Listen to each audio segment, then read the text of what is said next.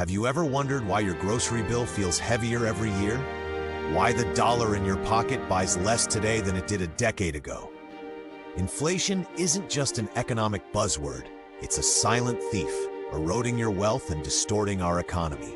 But what if I told you that fighting inflation isn't about pinching pennies or hoping for better policies? It's about confronting the very institution designed to create it, the Federal Reserve. Welcome to the Stateless Standard, where we peel back the layers of economic history to reveal truths that challenge the status quo. Today, we're diving into a compelling case: why fighting inflation means fighting the Federal Reserve. By the end of this video, you'll understand the roots of our monetary woes and why true prosperity lies beyond central banking. Let's begin. First, let's clarify what inflation really is. In the mainstream narrative, inflation is often painted as a mere rise in prices, measured by the Consumer Price Index, or CPI. But that's like treating a fever without finding the infection. True inflation, the root cause, is an expansion of the money supply. When central banks flood the economy with newly printed dollars, they're essentially counterfeiting on a grand scale, creating money out of thin air and devaluing what we already hold. This isn't theory, it's history in action. Consider the 13 months from April 2020 to April to the US money supply ballooned at rates exceeding 35% year over year, rates that dwarfed even the post-2008 financial crisis era. The result?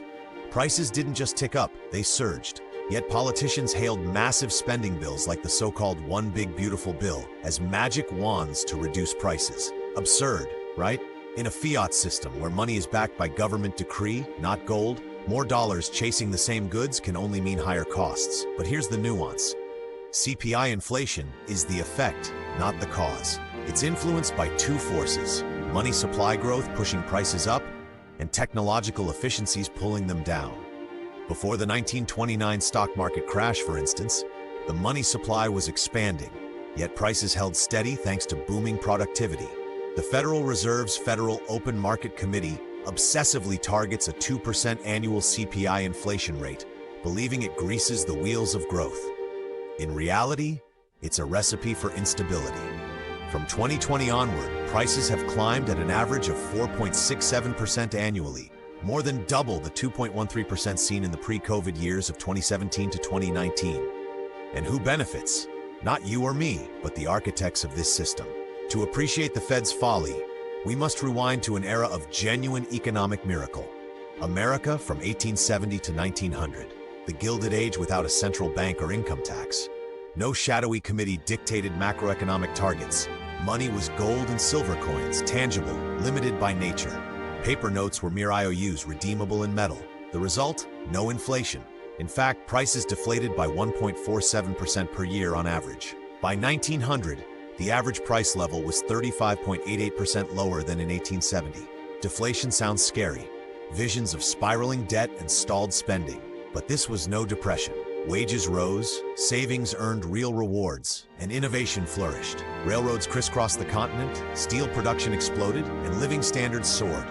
Entrepreneurs invested because tomorrow's dollar bought more, not less.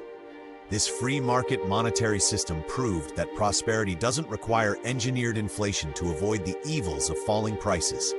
It thrived on sound money and human ingenuity. Yet, this golden age irked the banking elite. Fractional reserve banking, where banks lend out more than they hold in reserves, bred periodic panics in the late 1800s. Bankers decried commodity money's lack of elasticity, code for their desire to print at will. Enter the infamous Jekyll Island meeting of 1910, a clandestine gathering off Georgia's coast shrouded in secrecy. In November 1910, just before Thanksgiving, Senator Nelson Aldrich, the powerful Republican chairman of the Senate Finance Committee and a close ally of Wall Street, orchestrated this covert summit in response to the Panic of 1907, which had exposed the fragility of the decentralized banking system. Under the guise of a duck-hunting expedition to evade prying eyes and public scrutiny, Aldrich assembled a small cadre of financial titans. The group traveled in utmost secrecy. They boarded Aldrich's private railroad car in Hoboken, New Jersey, arriving separately to avoid suspicion. Once aboard, they addressed each other only by first names, forming what they called the First Name Club, to prevent even the train staff from identifying them. The attendees included Aldrich himself, Abraham Piatt Andrew, Assistant Secretary of the Treasury and a Harvard economist, Henry P. Davison, a senior partner at J.P. Morgan & Co., Frank Vanderlip, President of the National City Bank, predecessor to Citibank, Paul Warburg, a German-born banker from Kuhn Loeb & Co., and an expert on European central banking who masterminded much of the plan, and Arthur Shelton, Aldrich's private secretary. They secluded themselves at the opulent Jekyll Island Club, a winter retreat for America's wealthiest families, including the Rockefellers and Morgans, where privacy was paramount. For over a week, they labored intensely, debating and drafting a blueprint for a central banking system to address inelastic currency, immobile reserves during crises, and the need for a lender of last resort. Warburg, drawing from European models, pushed for a reserve association that could issue elastic currency backed by commercial paper, while Aldrich ensured it aligned with Republican interests. The result was the Aldrich Plan, a proposal for a National Reserve Association with 15 regional branches, controlled largely by bankers, to hold reserves, discount loans, and manage the money supply. This secretive cabal's work was kept hidden for years, only revealed in the 1930s, underscoring the plot's shadowy nature. Politics stalled the plan initially, but it resurfaced in 1913 under Democrat Carter Glass as the Federal Reserve Act. Signed into law on December 23rd, just days before Christmas, when Congress was half empty, the Fed gained a monopoly on issuing banknotes. National and state banks could only create deposits redeemable in Federal Reserve notes nominally backed by gold. Overnight, the Fed became the lender of last resort, armed with the Treasury's might.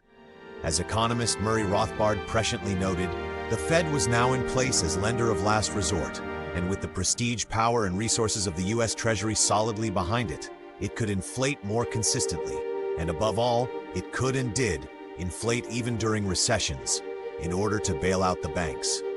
This power proved indispensable for war finance, starting with World War I. Governments could now borrow endlessly, inflating away debts while citizens footed the bill through devalued savings. The Fed didn't just enable booms, it perpetuated them, propping up reckless investments and delaying inevitable corrections. Recessions, once natural purges of malinvestment, became political emergencies to be fought with more money printing. And the cycle continues. Recent calls from figures like former President Trump for even more inflation via interest rate cuts under Fed Chair Jerome Powell serve to mask ballooning deficits, creating an illusion of strength atop a house of cards. So what does this mean for us? Inflation isn't an accident. It's the Federal Reserve's deliberate design, a tool for control that breeds chaos, from hidden deficits to eroded purchasing power. To fight inflation, we must fight the Fed. Advocate for audits, explore sound money alternatives, and reclaim economic sovereignty. History shows us it's possible. The Gilded Age wasn't ancient myth. It was America unleashed. If this resonates, hit that like button, subscribe for more unfiltered economic insights, and drop your thoughts in the comments. Should we end the Fed? Share this video to spark the conversation. Stay curious, stay strong, and above all, stay free. Until next time.